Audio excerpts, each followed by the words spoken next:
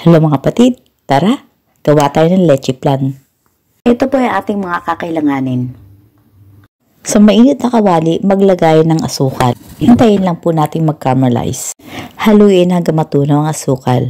Ilagay ang caramel sa ating molder.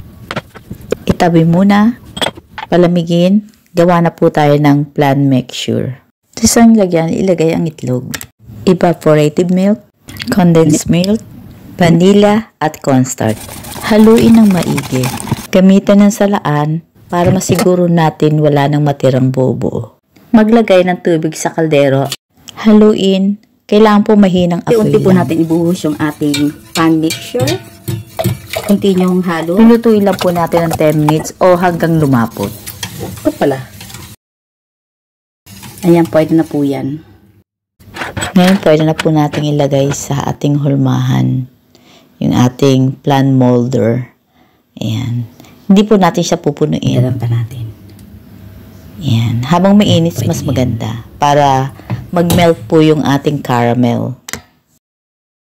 Hintayin lang po natin lumabig bago natin serve. Ayan, malamig na po. Kumuha ng isang plato, itakip po natin, tapos ibaliktad nating dahan-dahan. Eto na po ang ating leche flan. Tikman na po natin.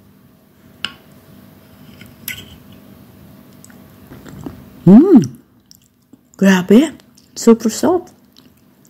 Sarap.